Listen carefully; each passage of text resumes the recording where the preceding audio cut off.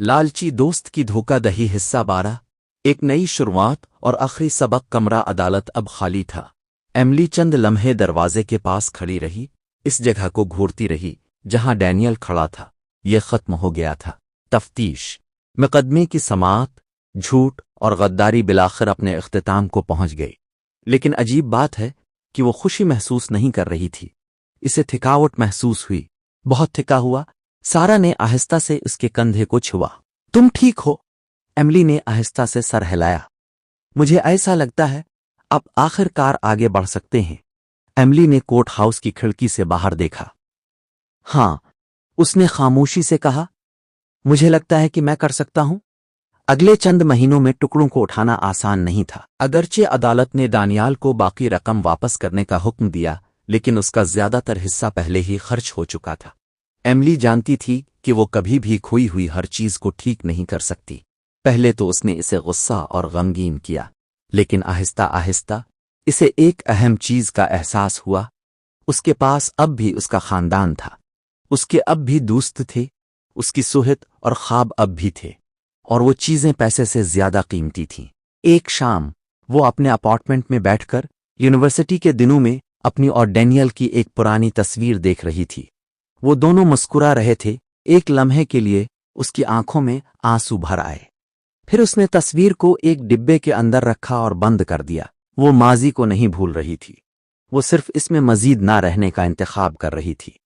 1 سال بعد ایک نیا خواب۔ ایملی نے ایک بڑا فیصلہ کیا۔ اس کے پاس اب بھی موجود رقم اور اپنی ملازمت سے ہونے والی بچت کا استعمال کرتے ہوئے اس نے ایک چھوٹا گرافک ڈیزائن اسٹوڈیو کھولا۔ یہ کوئی بڑی کمپنی نہیں تھی، دفتر چھوٹا تھا، فرنیچر سادہ تھا، لیکن یہ اس کا تھا۔ پہلے دن وہ دفتر میں کھڑی ہو کر مسکرا دی۔ اس کے دادا نے ہمیشہ اس سے کہا تھا، کامیابی پیسے سے نہیں آتی، یہ ہمت اور محنت سے آتی ہے۔ ایک طویل عرصے میں پہلی بار وہ دوبارہ امید محسوس کرنے لگی۔ کاروبار میں آہستہ آہستہ بہتری آئی، نئے کلائنٹ آئے، کمپنی بڑھنے لگی۔ یا آہستہ آہستہ اس نے اپنی زندگی کو دوبارہ بنایا۔ ڈینیل کی عمر قید۔ اسی دوران ڈینیل اپنی سزا کاٹ رہا تھا۔ جیل اس پرتعیش زندگی سے بہت مختلف تھی جس کا اس نے تصور کیا تھا۔ دن طویل اور تنہا تھے۔ کوئی مہنگی کاریں نہیں تھیں، کوئی فینسی اپارٹمنٹس نہیں، کوئی آسان پیسہ نہیں، صرف خاموشی اور افسوس۔ ہر رات وہ اپنے انتخاب کے بارے میں سوچتا تھا۔ اسے ایملی کی مہربانی یاد تھی، اسے اس کا اعتماد یاد تھا، اور اسے اس کی آنکھوں میں درد یاد آیا۔ ایک دن ایک بوڑھے قیدی نے اس سے کہا کہ تم یہاں کس لیے ہو؟ دھوکہ دہی، دانیال نے جواب دیا۔ آدمی نے سر ہلایا۔ اور کیا یہ اس کے قابل تھا؟ دانیال نے نیچے دیکھا۔ یہ سب سے ایماندارانہ جواب تھا جو اس نے سالوں میں دیا تھا۔ اس کی سزا کے 2 سال بعد ایک غیر متوقع خط۔ ڈینیل نے ایک خط لکھا، یہ ایملی کو مخاطب کیا گیا تھا۔ خط میں کہا گیا، پیاری ایملی، میں جانتی ہوں کہ میں آپ کی معافی کا مستحق نہیں ہوں، اور میں اسے مانگنے کے لیے نہیں لکھ رہا ہوں۔ میں صرف یہ چاہتا ہوں کہ آپ جان لیں کہ مجھے اپنے ہر کام پر افسوس ہے۔ میں نے اپنے بہترین دوست کو کھو دیا کیونکہ میں نے وفاداری پر لالچ کا انتخاب کیا۔ ہر روز میری خواہش ہے کہ میں ماضی کو بدل سکتا، لیکن میں نہیں کر سکتا۔ مجھے امید ہے کہ آپ کی زندگی خوشیوں اور کامیابیوں سے بھر جائے گی۔ آپ نے مجھے جو دوستی دی ہے اس کے لیے آپ کا شکریہ۔ مجھے واقعی افسوس ہے۔ ڈینیل کچھ دنوں بعد ایملی کو خط موصول ہوا۔ وہ خاموشی سے پڑھی، پھر اس نے اسے تہہ کر کے ایک دراز میں رکھ دیا۔ اس نے کوئی جواب نہیں دیا۔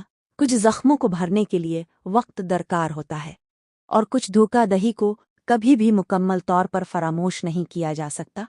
5 سال بعد 5 سال گزر گئے۔ ایملی کا ڈیزائن اسٹوڈیو کامیاب ہو گیا تھا۔ اس نے امن اور خوشی سے بھری ایک نئی زندگی بنائی تھی۔ ایک دوپہر وہ لندن کے ایک پارک سے گزر کر ایک بینچ پر بیٹھ گئی۔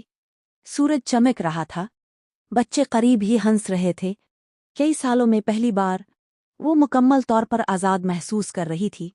اس نے جو کچھ ہوا اس کے بارے میں سوچا، خیانت، درد، اسباق، اور اس نے کچھ اہم محسوس کیا۔ برے تجربات آپ کو توڑ سکتے ہیں یا وہ آپ کو مضبوط بنا سکتے ہیں۔ اس نے مضبوط بننے کا انتخاب کیا تھا۔ آخری سبق جیسا کہ ڈینیل کا ہے، اس نے بالآخر جیل چھوڑ دی اور دوسرے شہر میں پرسکون زندگی شروع کی۔ اس نے ایک دردناک سبق سیکھا تھا، بے ایمانی سے حاصل ہونے والا پیسہ کبھی خوشی نہیں لاتا۔ وہ ہر روز اپنی غلطیوں کا وزن اپنے ساتھ لے جاتا تھا۔